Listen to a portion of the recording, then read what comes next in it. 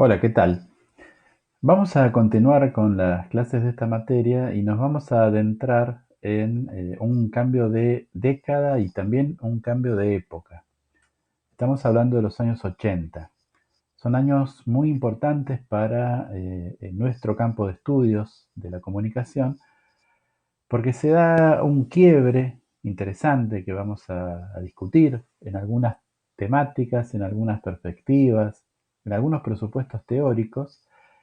Y ese quiebre de alguna forma va a traer consecuencias hasta la manera en que en la actualidad se abordan los fenómenos comunicacionales y culturales en nuestro continente, en nuestra propia tradición. Por supuesto, el texto o la intervención más destacada de este periodo es el libro de los medios a las mediaciones de Jesús Martín Barbero.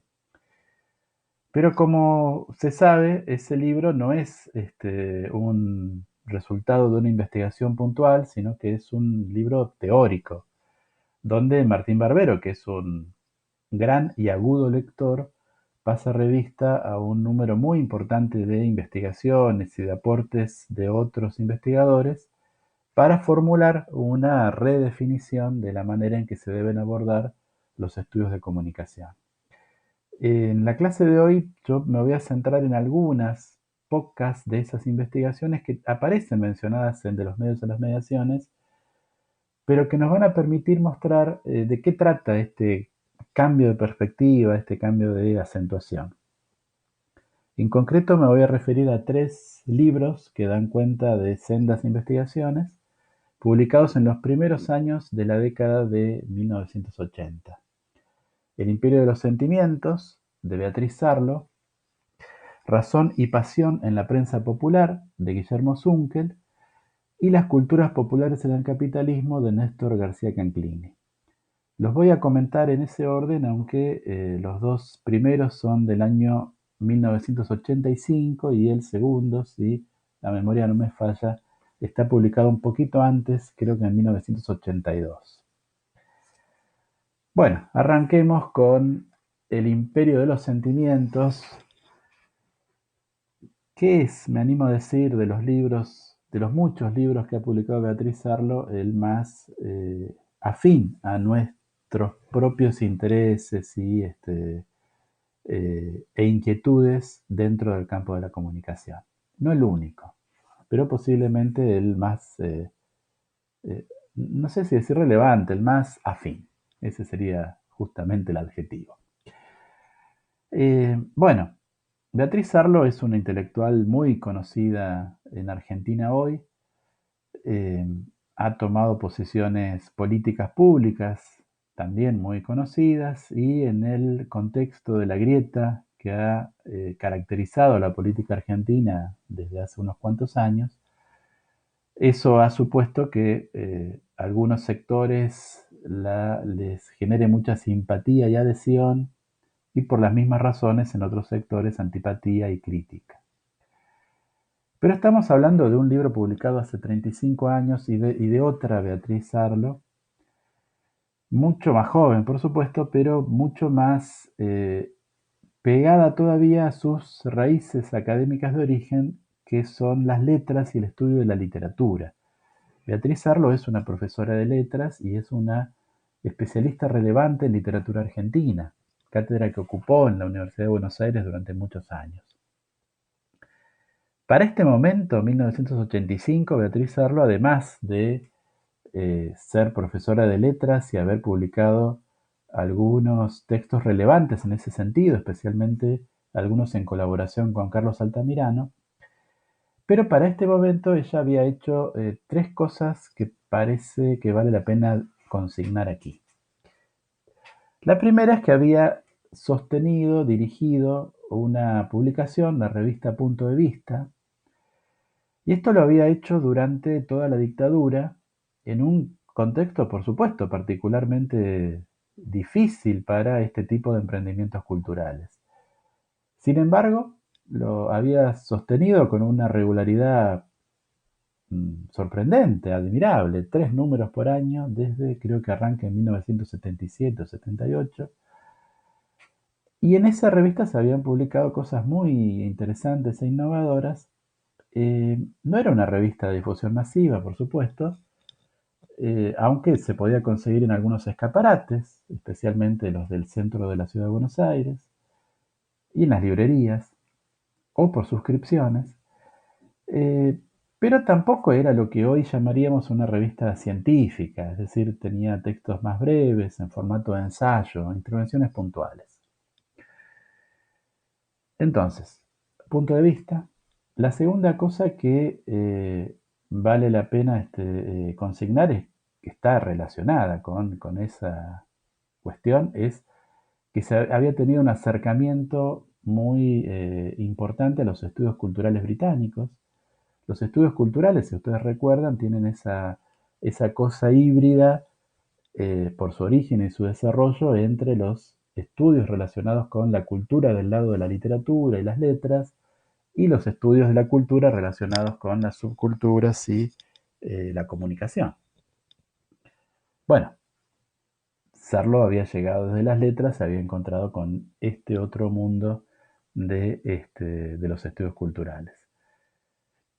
Aún así, el principal referente de Sarlo es Raymond Williams, que es del conjunto de autores de los estudios culturales, de los relevantes, el que mantiene a lo largo de su vida intereses estéticos literarios más claros.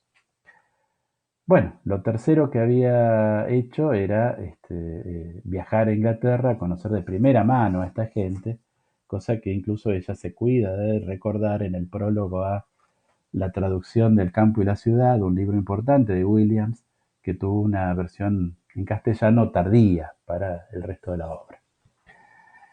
Bueno, así que la tenemos a Sarlo, que estaba interesada en los fenómenos culturales de una manera más amplia que lo que le permitían los estudios específicos de literatura. Así que aborda un objeto en este libro que podríamos decir que es intersticial. Lo que aborda es algo que se llaman las novelas semanales, un tipo de publicación bastante importante en Argentina, y el periodo que ella toma es entre 1905 y entre 1917 y 1925. ¿Qué son las novelas semanales? Bueno, para empezar, no son novelas, sino que son más bien revistas de cuentos ilustrados. En principio, un objeto que uno podría decir es bastante poco prestigioso. Pero, como ella dice, este tipo de literatura eh, que es contemporánea a las vanguardias, contemporáneas a publicaciones como Martín Fierro, a la polémica entre Florida y Boedo que caracteriza a los intelectuales argentinos o porteños, para ser más precisos, de este periodo de las primeras 2 décadas del siglo. Sin embargo, este tipo de literatura, dice ella, le dan al campo literario una densidad que es donde destacan las cosas que nos quedan y que recuperamos después. No recuerdo si ella utiliza justamente los conceptos de Williams, pero Williams, para hablar de esto, hablaba de la relación entre lo residual y lo emergente, ¿no? O sea, cómo hay características de la cultura que vienen de un pasado, y el hecho de que toda tradición, decía Williams, siempre es selectiva. De ese conjunto enorme de textos y de discursos que circulan en una sociedad en un momento, bueno, quedan algunos. La tradición selecciona cuáles son los que perduran. Y eso lo que implica que hay muchos otros que no lo hacen, que están ahí, posiblemente esperando que aparezca un investigador y los recupere. Eh, este tipo de literatura, dice ella, plantea problemas específicos al crítico literario, y esos problemas tienen que ver con la comparación con la producción contemporánea, que es la de las vanguardias. Dice Sarlo: acostumbrado a organizar la literatura desde las rupturas, desde el cambio, esto es, desde la modernización y las vanguardias, me interesé en el problema de cómo leer una literatura que se remite toda al pasado, por la elección de su sistema narrativo, por su discurso, por sus temas. Ahora, un punto de partida interesante es que ella trata de analizar esta literatura que dijimos no es precisamente la más prestigiosa que se producía en ese momento, la trata de analizar como literatura. Dice ella, sin suficiencia elitista ni sumergiéndola en una exaltación acrítica, que llega a legitimar su existencia por el círculo epistemológico del populismo cultural. Si la gente las leía, hay que demostrar que tenían algo de bueno. Esta intención de Sarlo de evitar los dos extremos del miserabilismo y del populismo es un desafío, es una intención interesante y loable, podríamos decir. Es lo deseable en el acercamiento a la cultura popular, pero por muchas razones es muy difícil de lograr. Hay un libro muy interesante al respecto de dos sociólogos franceses, Grignon y Passeron. Ellos justamente hablan de la relación entre el miserabilismo y el populismo, es decir, la tendencia a centrarse en la cultura popular solamente para ver su falta, su déficit, lo que no tiene en comparación con la cultura culta, por ver a la cultura de los pobres como una cultura siempre más pobre. Eso sería la tendencia al miserabilismo. Pero por otro lado, la tendencia opuesta, que es a considerar que el sujeto político por definición es el pueblo y que por lo tanto todo lo que viene del pueblo es bueno y todo lo que hace el pueblo necesariamente es bueno porque allí reside la verdad y todo lo que le gusta al pueblo es lo que debe ser considerado estéticamente más valioso, es decir, el extremo opuesto del populismo cultural. Bueno, moverse en el medio, considerar a la cultura popular como algo que viene de una lógica de dominación y por lo tanto tiene algunos déficits y algunas carencias, pero por otro lado también tiene su autonomía y su capacidad creativa. Cómo ver las dos caras de la moneda es sin duda una cosa muy complicada y es, podríamos decir, el eje conductor de la reflexión teórica epistemológica sobre comunicación en América Latina en los años 80.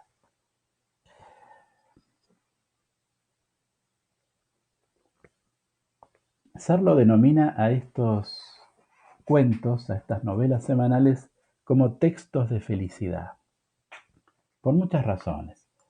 Primero porque el tema excluyente, el eje excluyente de esta narrativa es el amor, son las peripecias sentimentales. Pero, por otro lado, ella dice también le han dado mucha felicidad a sus lectores, y una felicidad que podríamos decir con un costo módico. Luego diremos algo más sobre eso. Eh, Dice Sarlo, la felicidad de estas narrativas se origina también en una ausencia de imprevistos, en su economía discursiva y narrativa ajustada a la trama sentimental. Claras y económicas demandaban muy poco de su lector y le dieron en cambio bastante. El placer de la repetición, del reconocimiento, del trabajo sobre matices conocidas. Hoy consideramos a estos placeres casi fuera del arte, pero es innecesario mencionar que una buena parte de la literatura culta lo pone entre comillas, fue escrita en el pasado también con la reiteración de lo conocido. Bueno, Sarlo ordena su investigación en tres objetos: los textos, los lectores y los autores. Nos vamos a concentrar en los dos primeros, los textos y los lectores. A ver, como dije, el amor es el tema excluyente de esta literatura. Ahora, Sarlo se cuida de considerar que el amor no era un tema solamente propio de la literatura cursi, sino que era un tema discutido por los intelectuales de las primeras décadas del siglo. José Ingenieros, que Sarlo lo caracteriza como un intelectual faro de la época, dedica un libro justamente al amor. Y en ese libro, que está basado en una serie de conferencias bastante eh, renombradas que él dio por esos años, Ingenieros diferencia y contrasta el orden de los deseos contra las instituciones sociales. El orden de los deseos, del sentimiento, del amor, de la pasión, es un orden que es anárquico, que no queda regulado por las instituciones y por lo tanto lo que hacen las sociedades a partir de tratar de regularlo siempre va a ser reprimir el orden del deseo o de la pasión. La civilización sería entonces esa represión de la pulsión instintiva, para usar un lenguaje más cercano a Freud. Bueno, volvamos a nuestras narrativas. Sarlo plantea que lo que hacen estos relatos es siempre basarse en la contraposición de tres órdenes diferentes. El orden sentimental, que es el orden de la pasión, el orden del amor, el orden moral y el orden social. Estos tres órdenes, para que exista narración, tiene que haber algún tipo de situación conflictiva. Pareciera que los conflictos que se dan solamente en el orden sentimental no son directamente tematizados en esta literatura. ¿Qué sería eso? Bueno, el típico triángulo amoroso. A ama a B, pero B no lo ama, sino que ama a C. Bueno, este tipo de esquema no es tematizado. La cosa se vuelve interesante cuando el orden de la pasión, que en principio es casi siempre correspondido, se enfrenta a los dictámenes morales o a las instituciones sociales. Por ejemplo, podría existir amor y pasión, pero hay un impedimento moral. Uno de los enamorados está casado legítimamente.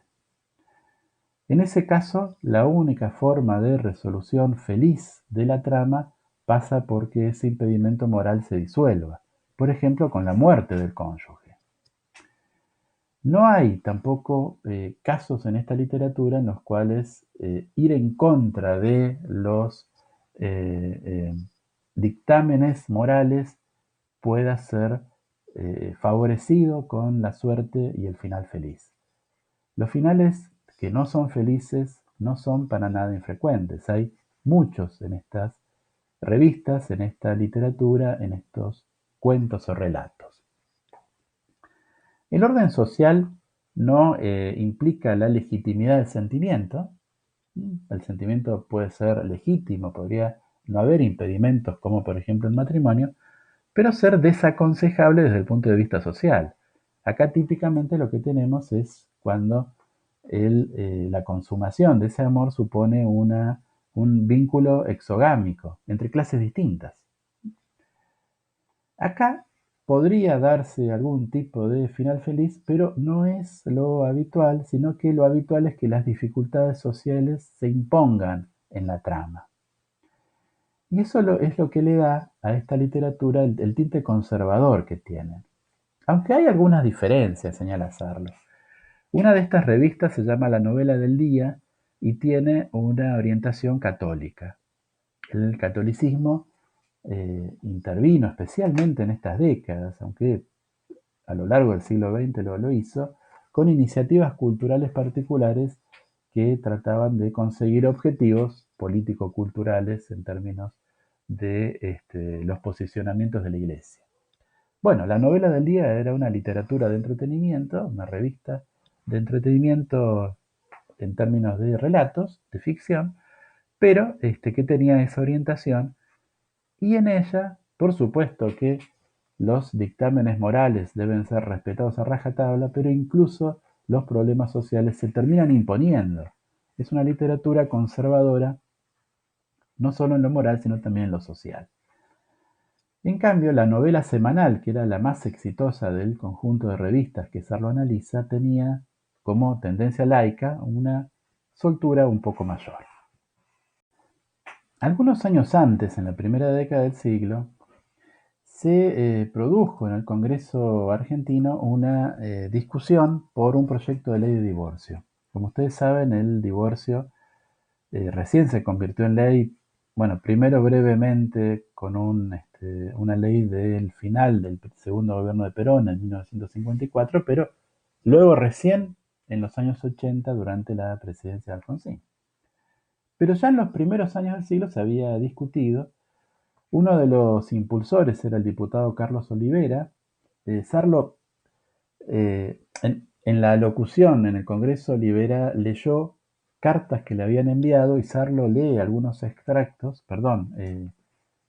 cita algunos extractos, y no tienen nada que envidiarle a las tramas de estos relatos sentimentales. Es común, la sucesión de hijos ilegítimos, la posibilidad a partir del desconocimiento de relaciones incestuosas, la infelicidad de las parejas que no pueden legalizar su amor, etcétera, etcétera. O sea que hay, podríamos decir, un contexto social que vuelve verosímiles o creíbles los vericuetos de esta narrativa sentimental. Bueno, ¿qué características tiene? Por un lado, una característica importante es que se desarrolla casi totalmente en ambientes urbanos.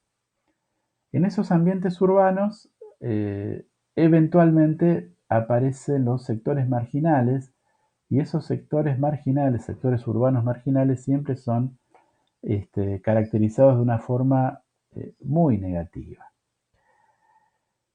No solamente los ambientes, sino también a las personas que existen en esos ambientes. Por lo tanto, es en esas ocasiones donde se hacen más patentes los prejuicios conservadores que subyacen a estas novelas.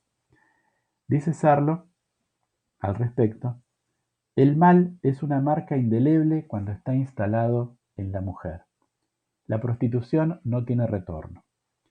Representa un estigma moral corporizado e invalida el reingreso en el imperio de los sentimientos.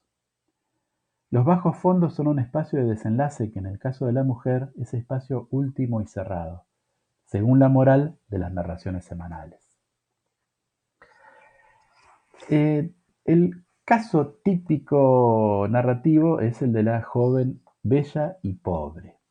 Dice, y que se enamora, por supuesto, de un joven rico. Dice Sarlo, bueno, si la joven fuera rica y se enamorara del joven rico, bueno, no habría ningún conflicto y por lo tanto tampoco habría narrativa. Si la joven fuera pobre pero no fuera bella, tampoco recaería sobre ella el interés del varón y entonces tampoco habría narrativa. Es necesario que la joven sea pobre y que sea muy bella. Ahora, eso no asegura que el final sea feliz. Típicamente, dice Sarlo, la mujer elige por amor en estas novelas, mientras que el varón lo hace por conveniencia. Y por lo tanto es bastante probable que el varón no desee casarse con la joven pobre y bella, sino solamente desee conquistarla. Dice Sarlo, ¿cómo hay que comportarse entonces en las novelas para tener éxito? Y suponemos como sugerencia hacia sus lectores y lectoras. Hay una pregunta en la base de estas narraciones, dice Sarlo. ¿Se puede ser feliz en el mundo tal como está? Se puede, en la medida en que los deseos no enfrenten al mismo tiempo todas las reglas del mundo, o por lo menos todas sus reglas básicas. A. La regla del tercero excluido, por la que la felicidad fundada en uniones irregulares solo es efímera satisfacción del deseo. B. La regla de la transitividad, por la que si se causa o se amenaza con la infelicidad al otro, por este mismo movimiento se pone en peligro la felicidad propia. C.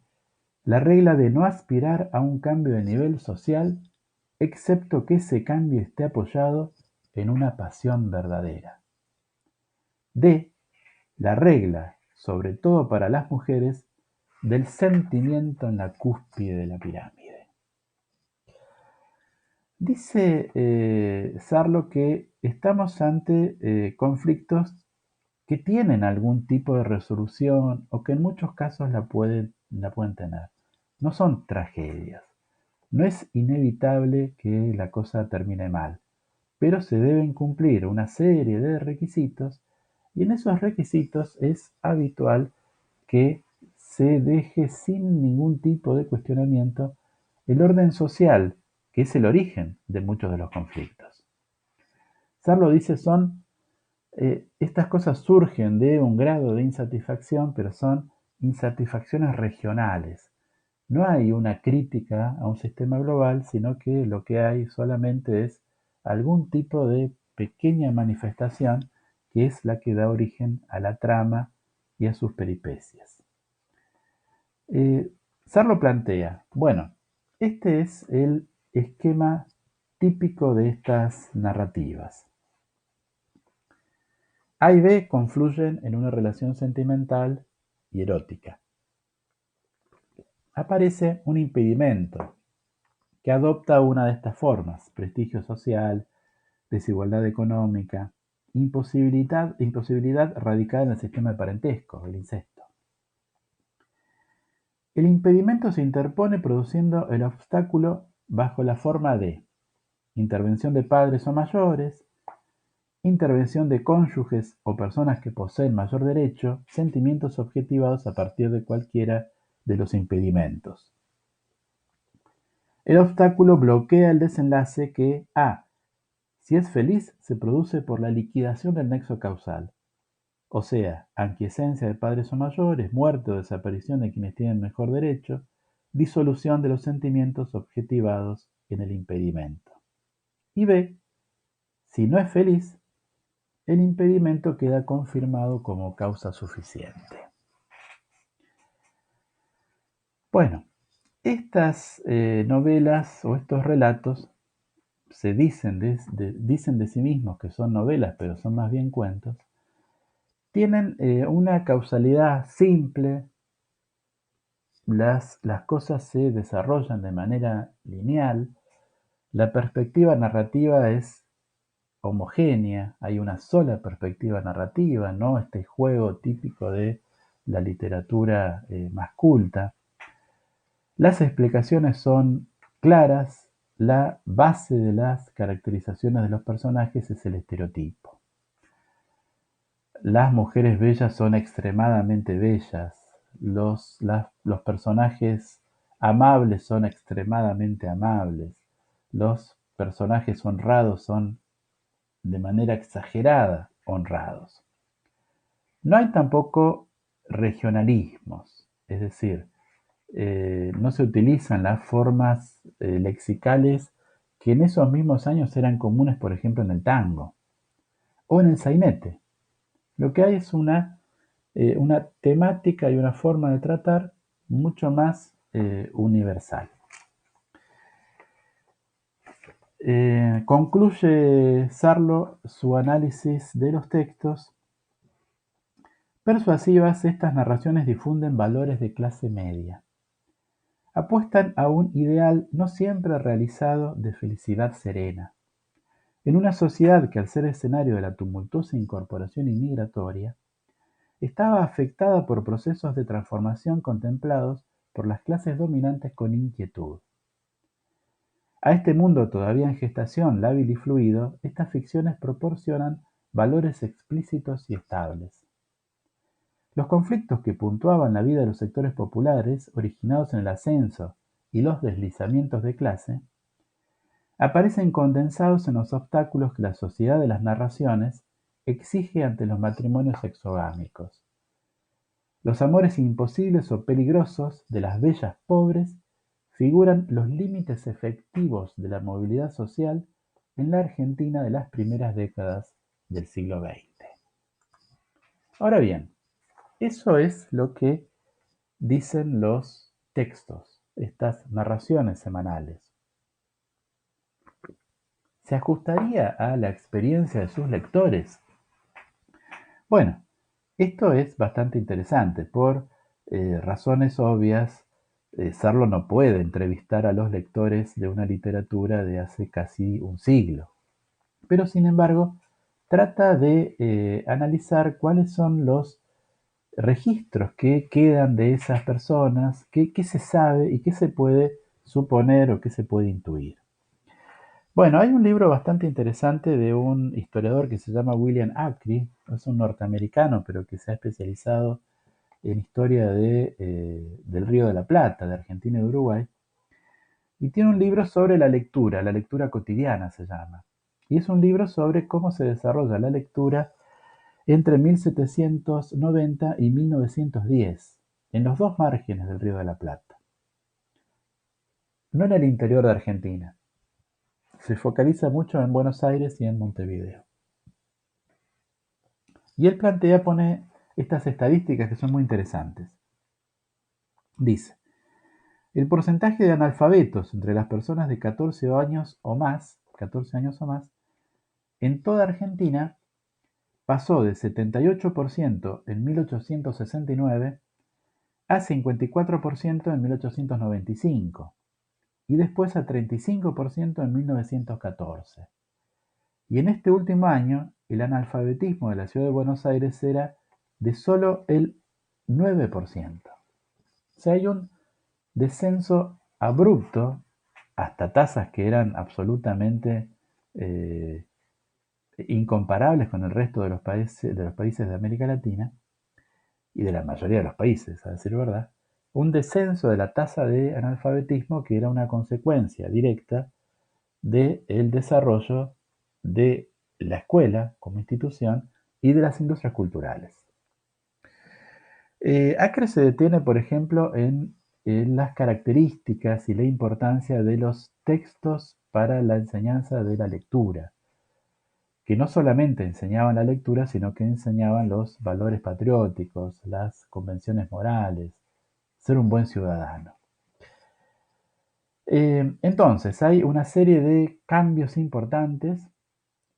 Esos cambios están asociados al desarrollo de la escuela, a la escolarización, no tanto en ese momento en una ciudad como Buenos Aires, de los migrantes del interior del país que todavía no habían llegado, ¿no? Es un proceso un poquito posterior, sino de las nuevas generaciones de los hijos de los inmigrantes europeos, italianos, españoles que habían llegado en forma masiva a partir de las últimas décadas del siglo XIX.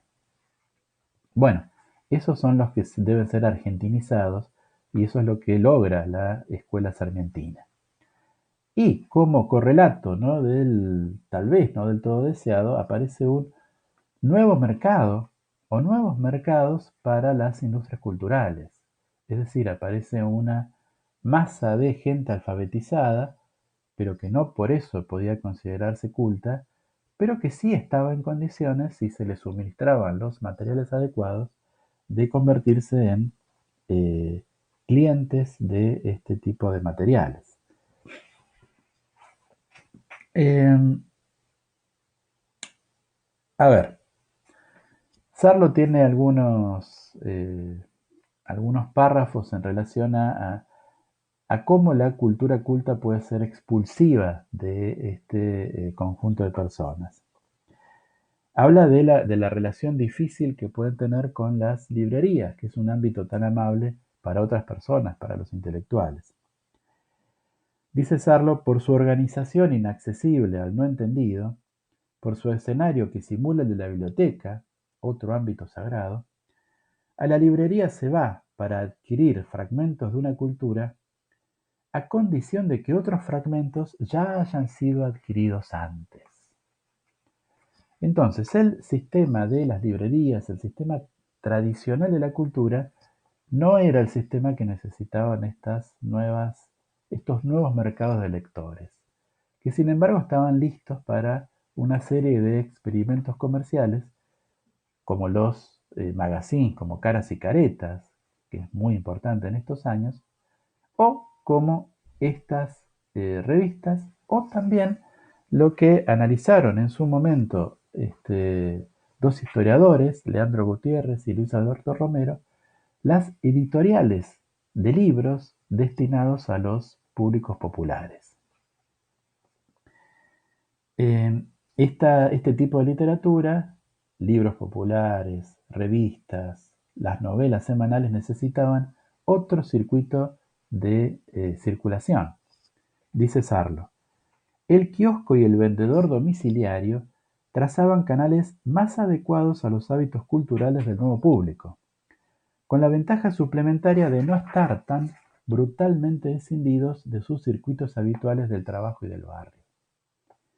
Esta ventaja se potencia en el caso de las mujeres, cuyo acceso a materiales de lectura enfrenta dificultades ideológicas y culturales específicas. Bueno, Gutiérrez y Romero analizan las editoriales populares, Tor, Claridad, Sopena, Leoplan, las ediciones del Partido Socialista, que son importantísimas en los años 20 y 30.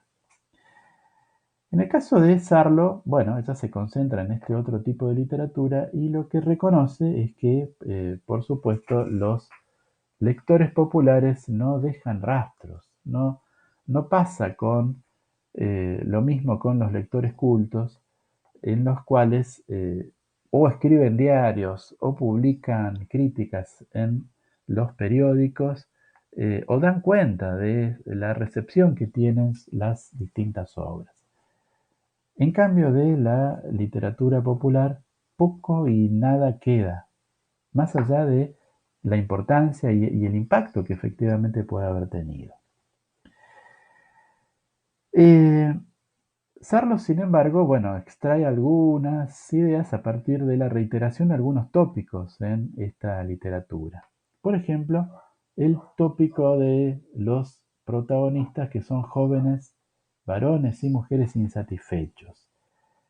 Y dice Sarlo, ello permite imaginar jóvenes de capas medias, no demasiado prósperas, alentados en sus esperanzas de cambio, por una sociedad cuyas pautas estaban cambiando y cuya fisonomía también se alteraba rápidamente. La ensoñación romántica, el ansia de una vida más plena, no es simplemente un efecto del romanticismo tardío, aunque sea el romanticismo tardío transitado por las recitadoras el que da el tono juvenil de la época. No se trata, más allá del prejuicio que se pueda tener, de una literatura destinada exclusivamente a mujeres. Es una literatura leída mucho por varones y, de hecho, Sarlo dice que muchas de los ejemplares que se pueden encontrar en las librerías de viejo y que ella fue recopilando para su investigación, los que están firmados por sus propietarios están firmados por varones. ¿Sí? Es una literatura que leen tanto varones como mujeres y que posiblemente sean los varones los que las adquieran los ejemplares. Por cuando se desplazan por trabajo, compran la revista, llegan a la casa, la leen, se la pasan a sus hermanas y novias. Y hay algo interesante al respecto y es que es, dice Sarlo, evidentemente un público inseguro en relación a sus competencias culturales. Sarlo transcribe una, un, una referencia que hace una de las publicaciones que se llama La novela universitaria, fíjense el nombre, que se presenta de esta manera. Dice la novela universitaria de sí misma. Leer la novela universitaria es un signo de buen gusto literario. Cuando lleva usted en el tren o en el tranvía la novela universitaria, no tiene por qué ocultar su título. Los que la ven dirán que es usted una persona de distinción intelectual y de cultura.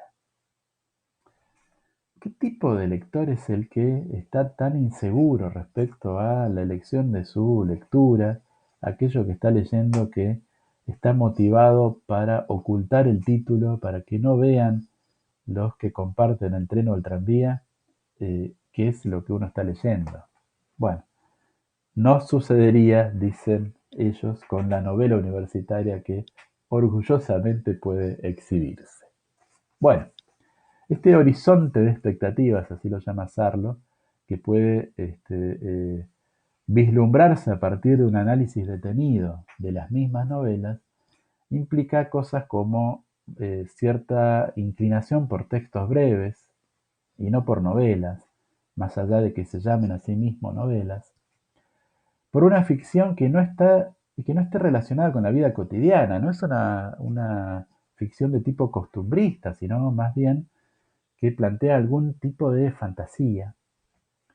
Una exclusividad de la peripecia sentimental. No hay acá relatos de aventuras, relatos históricos, guerras o ciencia ficción. O sea, lo central es esto que Sarlo llama el imperio de los sentimientos. Una fuerte estructura funcional, es decir, hay una narrativa muy rígida en la manera en que se plantea y una desregionalización temática que Sarlo vincula a lo que luego, un poco después, va a ser el intento de internacionalización del cine argentino. Intento, por supuesto, que fracasó en sus objetivos. Estas revistas son productos enormemente exitosos. Hay que considerar que la novela semanal, que es posiblemente la más importante en términos de tirada, llega a distribuir 300.000 ejemplares por semana. Es un número eh, asombroso para la historia de la industria editorial argentina y ni hablar de la realidad actual de esa industria. Bueno, teniendo en cuenta esto como fenómeno también, Sarlo concluye su investigación con algunas reflexiones y dice así: persuasivas, estas narraciones difunden valores de clase media, apuestan a un ideal no siempre realizado de felicidad serena, en una sociedad que, al ser escenario de la tumultuosa incorporación inmigratoria, estaba afectada por procesos de transformación contemplados por las clases dominantes con inquietud. A este mundo todavía en gestación, lábil y fluido, estas ficciones proporcionan valores explícitos y estables. Los conflictos que puntaban la vida de los sectores populares, originados en el ascenso y los desplazamientos de clase, aparecen condensados en los obstáculos que la sociedad de las narraciones erige ante los matrimonios exogámicos. Los amores imposibles o peligrosos de las bellas pobres figuran los límites efectivos a la movilidad social en la Argentina de las primeras décadas del siglo XX. Bien, el segundo libro, la segunda investigación a la que me voy a referir es de Guillermo Zunkel. Se llama Razón y Pasión en la Prensa Popular, un estudio sobre cultura popular, cultura de masas y cultura política. Este libro fue publicado originalmente en 1985. Yo voy a tomar como referencia una edición posterior. Eh, a ver, esta investigación o este libro tiene un posicionamiento político más explícito que el de Sarlo. Zunkel se posiciona en la evaluación de las razones que han llevado a la izquierda chilena a la situación en la que estaba, que es la situación de la derrota del proyecto de la Unidad Popular, derrota cristalizada sangrientamente en la dictadura de Pinochet, inaugurada en 1973, justamente. Ahora, esa derrota, Zunker se pregunta si no está asociada a una conceptualización no del todo correcta por parte de la izquierda chilena acerca del pueblo y de lo popular, de la característica del pueblo y de lo popular. Zunkel le interesa un objeto particular que son los diarios populares de masas. Diarios que aparecen en la década del 30, él va a analizar el periodo que va de 1930 a 1970, y lo que va a tratar es de ver cómo en esos diarios se puede estudiar a la cultura popular y a las distintas formas de pensar y de intervenir en la cultura popular. Dice Zunkel, uno de los conceptos sobre lo popular que ha estado tradicionalmente presente en gran parte de los discursos producidos al interior de la cultura de izquierda ha llegado a adquirir este estatus, la noción del pueblo como sujeto revolucionario, un sujeto puro e incontaminado por el capitalismo que se presenta como el depositario de aquellos valores que representan la utopía de la sociedad futura.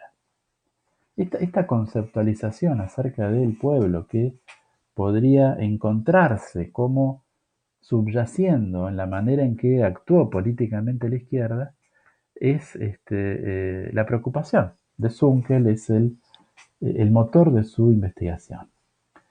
Como dije, el objeto de la investigación son los diarios populares de masas, un tipo de publicación que él señala que emerge en la década del 30 a partir de la consolidación o del despliegue de tres elementos que son condiciones para su surgimiento.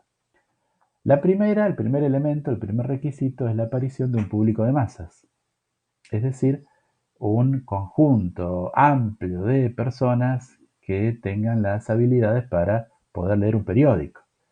Es decir, el resultado de esos mismos procesos de alfabetización que, en el caso que analizaba Sarlo, llevaban a la aparición de mercados aptos para publicaciones como la novela semanal.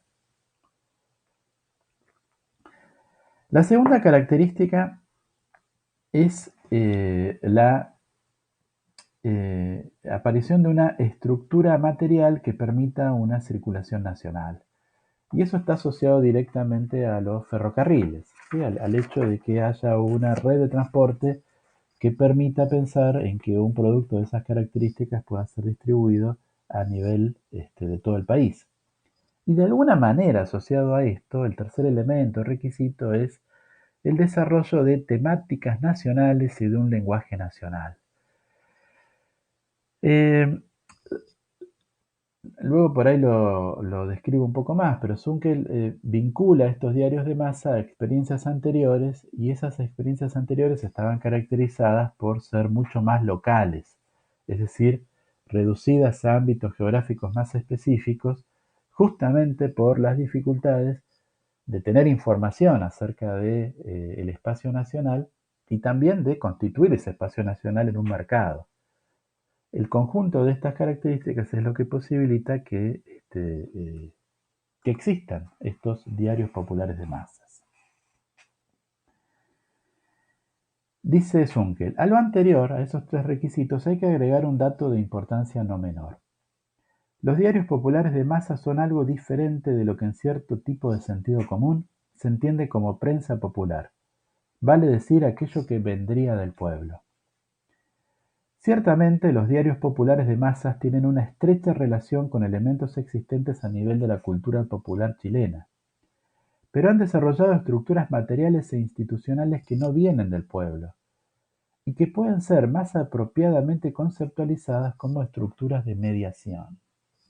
Casi interesante cómo aparece el término mediación, que después va a ser, por supuesto, desarrollado mucho más ampliamente por Martín Barbero.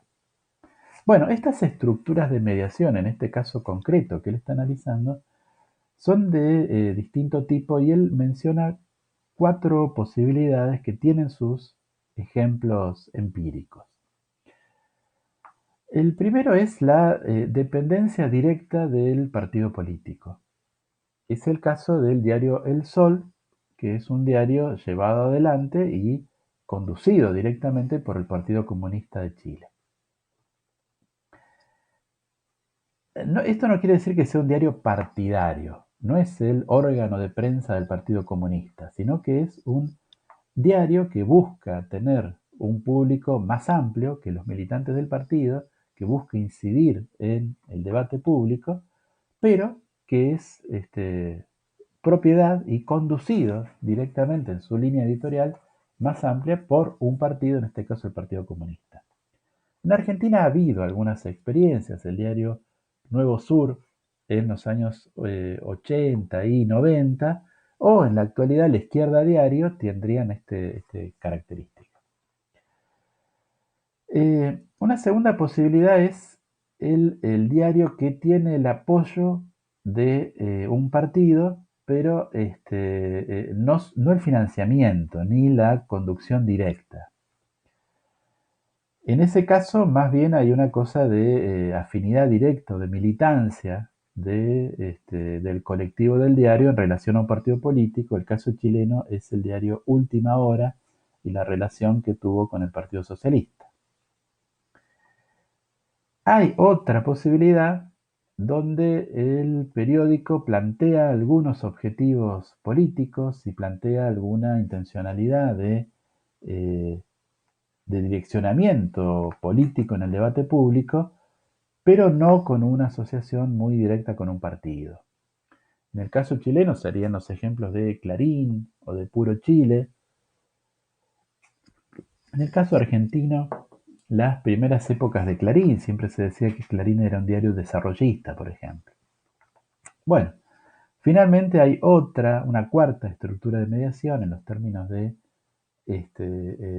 Zunkel, que es directamente el negocio, es decir, no vincularse con algún partido político, sino simplemente buscar al sector popular como un mercado y no relacionarse con los partidos y los movimientos. En el caso chileno, el ejemplo sería La Tercera. En el caso argentino, un diario como Crónica.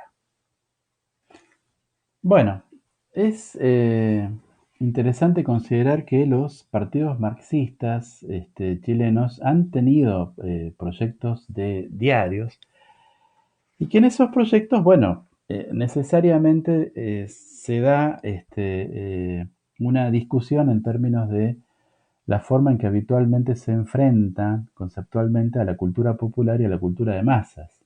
Esa oposición entre cultura popular, que sería algo diferente a la cultura de masas, no solo diferente, sino antitética, cuando un partido que sostiene de alguna manera la autenticidad de la cultura popular desarrolla como proyecto un periódico que busca ser leído, tener difusión, necesariamente aparecen algunas contradicciones y esta distinción, que en otros contextos puede ser tan tajante, empieza a decaer o a verse conflictuada. Fruto de toda esta experiencia, de todo este desarrollo, de los avatares de la experiencia política chilena en particular, Zunkel habla de lo que él llama la crisis de representación del sujeto popular. Crisis de representación en el discurso de izquierda y específicamente en el discurso marxista. Crisis de representación que se da por dos razones o que tiene dos motivos. Uno es el carácter, dice él, universal del discurso marxista. Es un discurso que se propone como discurso científico y por lo tanto aplicable a cualquier situación y contexto. Y por lo tanto, un tipo de discurso que no es del todo receptivo a las especificidades de los contextos locales más particulares. La segunda peculiaridad de este discurso es lo que él llama la reducción del sujeto popular a una concepción heroica, siempre resistiendo, siempre en contra, siempre oponiéndose al capitalismo y a la burguesía, lo popular auténtico, cuando, dice él, bueno, lo popular tiene otra cosa, es más. Entonces él señala que esta crisis de representación del sujeto popular se explica por el hecho de que hay más popular que lo que ha representado hasta el momento el discurso de la izquierda marxista chilena. Y ahí establece una diferenciación bastante interesante entre tres formas de ser popular, podríamos decir, o tres tipos de popular que él llama lo popular representado, lo popular no representado y lo popular reprimido. Desde el discurso de la izquierda, que en los diarios que él analiza está representado por esos periódicos más vinculados a los partidos, por El Sol o por Última Hora. Más El Sol todavía, que era directamente el diario del Partido Comunista. Entonces ahí aparece lo popular representado por la izquierda. ¿Qué sería? Bueno, la clase obrera, el campesinado sindicalizado, los conflictos laborales, el espacio de lo político. Eso es lo que tiene lugar fácilmente en el discurso de la izquierda marxista. Hay, por otro lado, otra cosa que es lo popular no representado, que él dice actores, conflictos y espacios que tienen aceptación social, pero que quedan fuera de la contradicción principal y por eso son de difícil inclusión en el discurso marxista tradicional. Mujeres, jóvenes, jubilados, los sin casa, la cultura tradicional, los pueblos originarios. O sea, todo eso no es conflictivo, pero bueno, no encuentra un lugar cómodo dentro del discurso de la izquierda tradicional. Él está haciendo una crítica a un proceso que cierra en 1973 y está escribiendo en 1985. O sea, no quiere decir esto que esos actores y movimientos no tengan una representación en el discurso de izquierda actual. Y hay un tercer popular que es lo que llama popular reprimido. Dice Sun que la diferencia de lo popular no representado, lo popular reprimido se constituye como el conjunto de actores, espacios y conflictos que han sido condenados a subsistir en los márgenes de lo social. Sujetos que son parte de una constante condena ética y política y que son así transformados en objetos de campañas moralizadoras. Prostitutas, homosexuales, delincuentes, drogadictos, presos. Espacios, personajes que tienen espacios particulares, la cárcel, el prostíbulo, el lugar marginal, y que tienen también conflictos específicos, legales, de situaciones de detención, etc. Bueno, eso directamente ha sido reprimido. Ahora, ¿cuál es el eje que permite reunir a esta disparidad de actores, espacios y conflictos y que permite también definirlos como populares? No solo a lo representado, también a lo no representado y también a lo reprimido. La respuesta es clara. El principio general que hace posible considerarlos a todos ellos como actores populares es que los conflictos a través de los cuales construyen esta identidad siempre los colocan como el sujeto de la dominación.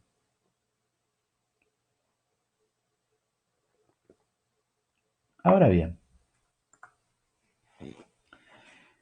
Sunkel plantea que lo popular, y esto es un aporte bastante interesante de él, bastante rico, obedece a lo que él llama dos matrices culturales. Esas dos matrices culturales están eh, presentes cruzándose en los fenómenos de la cultura popular. Las matrices tienen que ver con tradiciones, con cosas que vienen, formas de pensar que vienen desde hace muchísimos años. Esas dos matrices él las llama racional iluminista y simbólico dramática. De hecho, la segunda, la simbólico dramática, es la matriz cultural original de los sectores populares latinoamericanos. La matriz racional iluminista se introduce un poco después, durante el siglo XIX, y es rechazada por la cultura popular de la época. La matriz racional iluminista está relacionada con los intentos de organización de los trabajadores, con los partidos y movimientos obreros y de izquierda, con el carácter pedagógico que adquirieron esas iniciativas, con el movimiento de sindicalización, o sea, con una forma muy crítica también de la iglesia y en general lo religioso. Hay ahí toda una línea que explica a la cultura popular de hoy. Pero hay una todavía previa, que es la que llama simbólico-dramática, y que tiene una base religiosa anterior, ¿sí? Que tiene que ver con la manera en que se internalizó el cristianismo en América Latina, de forma sincrética con las creencias de los pueblos originarios. Y donde una característica es esa forma exuberante del barroco, ¿sí? Una manera de pensar los conflictos en términos dicotómicos: paraíso, infierno, bien, mal. Bueno, esta manera de pensar los conflictos también es parte de la cultura popular y, a diferencia de la racional iluminista, que tiene un léxico muy desarrollado, acá lo que tenemos es una pobreza de conceptos, pero una riqueza de imágenes. Entonces, en la combinación vamos a tener al desarrollo de la cultura popular o a las experiencias de la cultura popular en concreto. Acá tenemos una especie de cuadro resumen que incluye Zunkel, donde tenemos las dos matrices y sus diferencias en términos de lenguaje, de estética, de qué tipo de popular aparece, de los actores, los conflictos, los espacios y las temáticas habituales.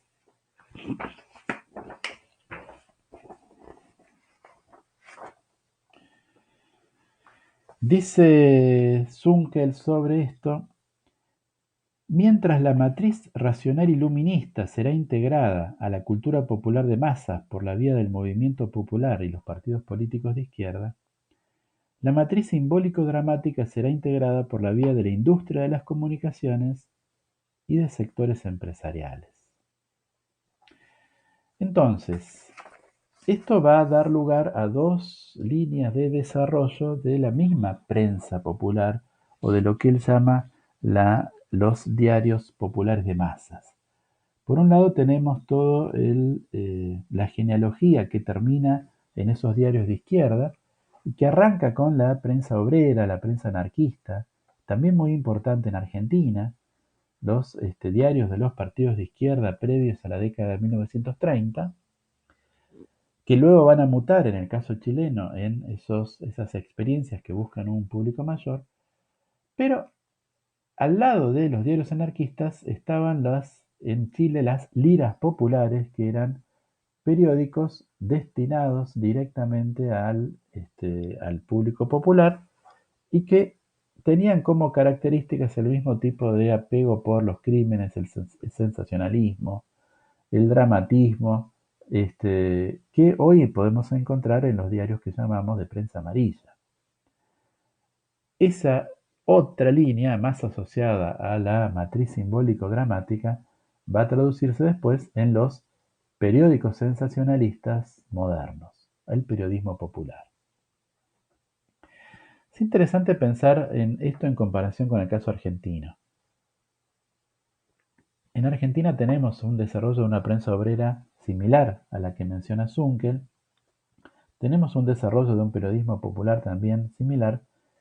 Lo que no tenemos de una manera tan desarrollada son ese tipo de periódicos más vinculados a partidos políticos y con un público amplio. Posiblemente esto tenga que ver con el hecho de que, mientras en Chile los sectores obreros tuvieron identificaciones con partidos políticos eh, que asumían posiciones marxistas más tradicionales, en Argentina el partido que representó los intereses obreros fue el peronismo.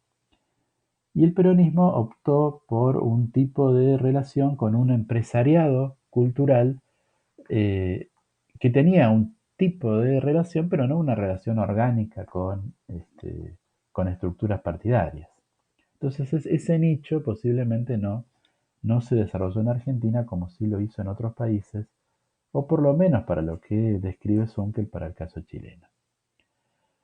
Bueno, esta investigación de Zunkel está llena de ideas muy interesantes y vamos a ver que algunas de esas van a ser aprovechadas más adelante por Jesús Martín Barbero. Bueno, me queda decir algo muy breve acerca de las culturas populares en el capitalismo, el libro de Néstor García Canclini de 1982. Después vamos a volver a García Canclini, que es un autor muy importante en nuestro campo, así que me voy a permitir hacer unos comentarios muy breves eh, para que no se extienda demasiado esta clase.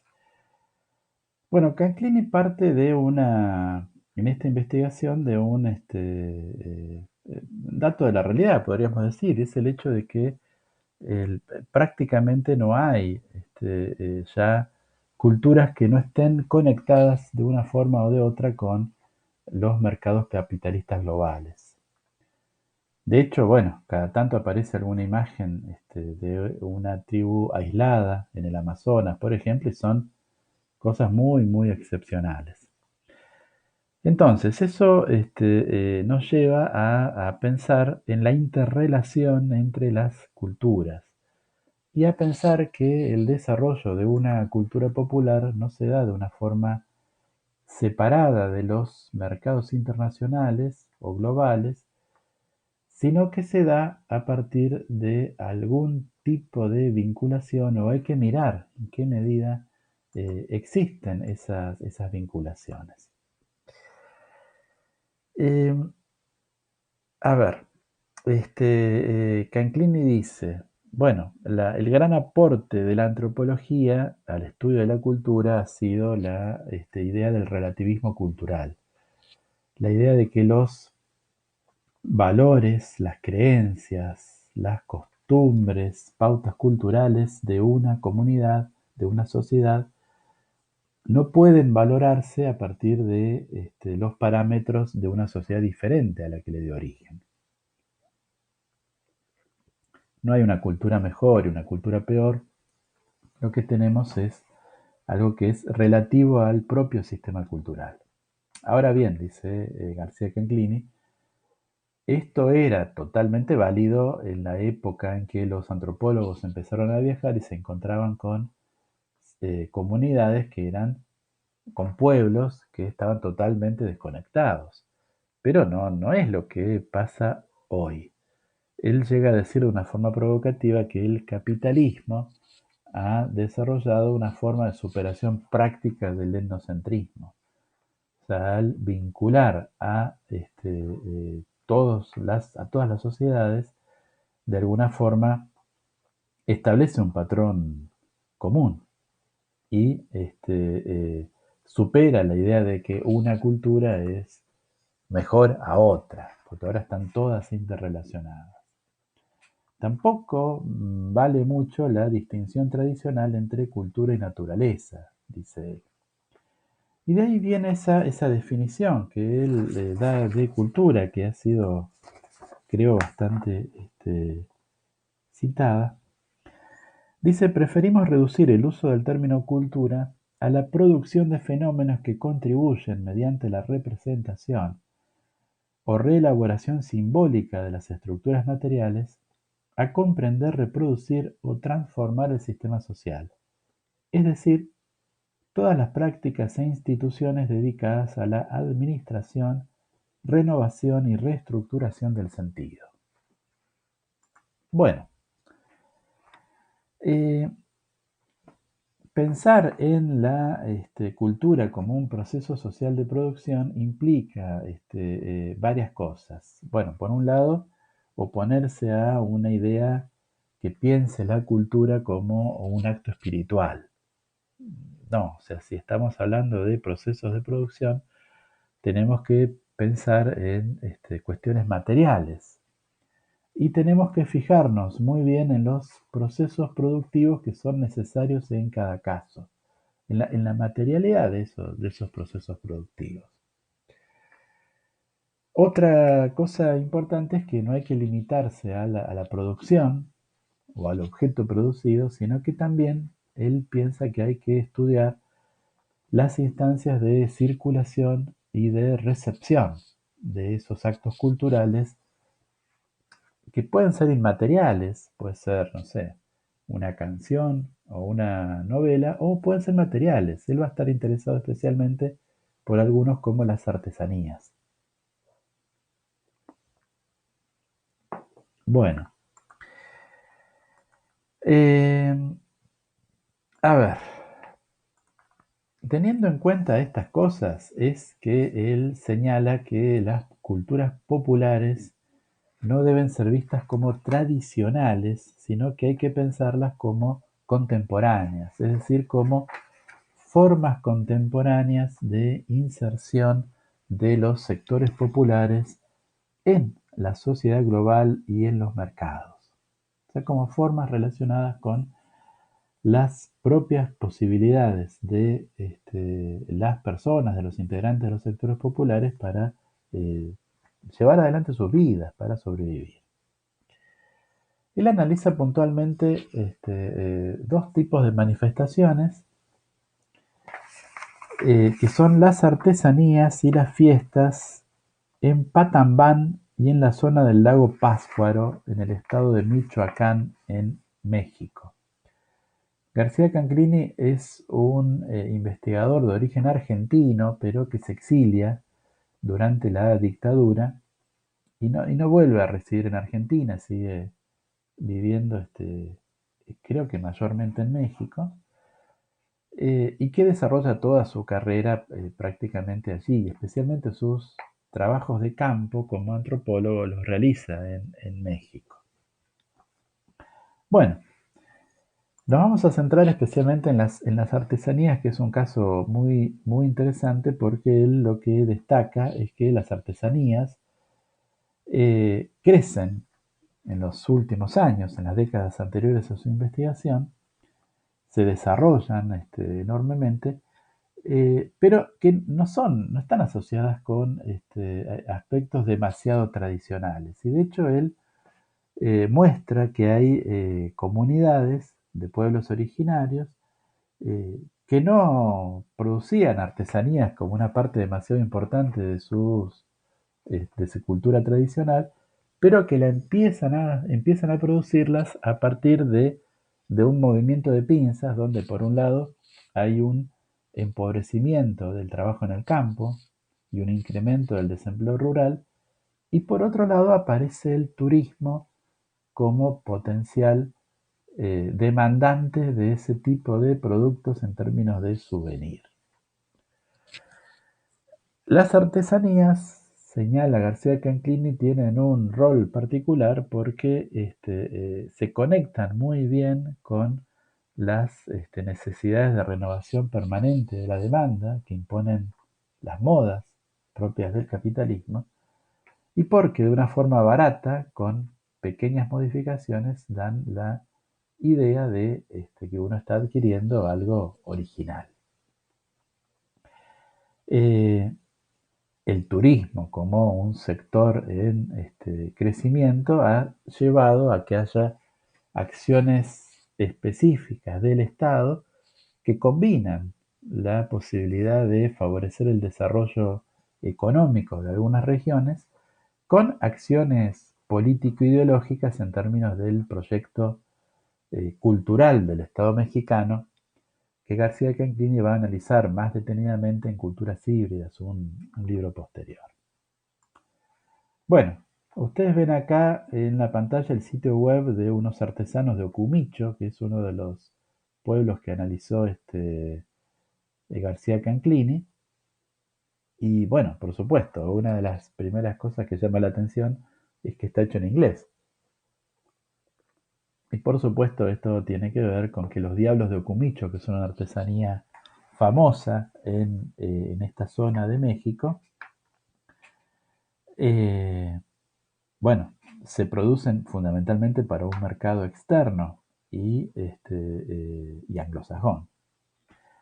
Entonces, las artesanías tienen, dice García Canclini, una hibridez constitutiva, podríamos decir una ambivalencia en los términos de Grignón y Passerón, porque por un lado están claramente inscriptas en la lógica del mercado, se producen para mejorar las condiciones de vida de sus productores y para venderse, y son respuesta a demandas concretas de mercado, pero por otro lado se vinculan con manifestaciones tradicionales de los pueblos originarios que podríamos leer en términos de una matriz cultural preexistente en las palabras de Zunkel.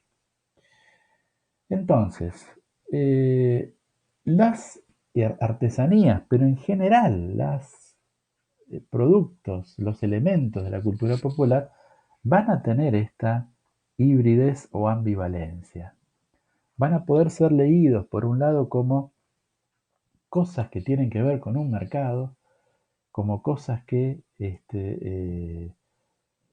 sirven para maximizar la ganancia de un capitalista, pero por otro lado, en otros aspectos van a referirse a formas de reconocimiento de los integrantes de un sector cultural específico en relación a su propia vida y sus propias manifestaciones. Esto va a ser central en la manera en que Martín Barbero va a conceptualizar el lugar de los medios de comunicación y específicamente de algunos géneros mediáticos, como, en el caso particular que le interesa a él, la telenovela. Bueno, volvamos a García Canclini. Lo que tenemos es, dice él, un circuito en el cual la artesanía va adquiriendo diferentes valores. En su contexto tradicional tenía un valor de uso, es decir, la artesanía servía para algo, era un plato, por ejemplo, que se utilizaba para comer, pero extraído de su contexto original va a adquirir un valor de cambio en el negocio de artesanías, en la boutique de artesanías, donde se va a colocar con artesanías de otros lugares de la región, de otros lugares de México, y va a adquirir un valor estético y un valor comercial. Y finalmente, una vez adquirido y colocado en el living del turista, va a adquirir otro tipo de valor cultural y va a estar asociado a un estilo de vida cosmopolita, nómade, de ingresos altos. Entonces, lo que tenemos son un recorrido en el cual el mismo objeto puede cumplir roles diferentes y puede tener papeles diferentes y por lo tanto la popularidad del objeto o del acto o del elemento no está dada por su materialidad o de alguna forma inmanente, sino en un sentido posicional. Dice García Canclini, para que un hecho o un objeto sean populares, no importa tanto su lugar de nacimiento, una comunidad indígena, una escuela de música, ni la presencia o ausencia de signos folclóricos, la rusticidad o la imagen de un dios precolombino, sino la utilización que los sectores populares hacen de ellos, la utilización, agregaría yo, que pueden llegar a hacer de ellos. Entonces, acá lo que tenemos es una investigación que se posiciona inicialmente en un lugar clásico de la antropología, pero que conecta ese lugar con una comprensión mucho más amplia, con una situación moderna y urbana, y de esa forma conecta con las preocupaciones que van a ser más específicas del campo de comunicación. García Canclini en este libro, pero mucho más en algunos libros posteriores, se opone de manera muy decidida a la oposición entre una cultura culta, una cultura popular y una cultura de masas. Y esta relación entre la cultura de masas y la cultura popular, donde la cultura popular sería el objeto de la antropología y el folclore, mientras que la cultura de masas sería el objeto de los estudios de comunicación, romper esa dicotomía es parte de su proyecto académico y es lo que lo vuelve importante y relevante para nosotros, contribuyendo en los años 80 a este caldo de cultivo del cual va a surgir una manera bastante diferente de pensar los procesos comunicacionales y culturales en nuestro campo de estudios.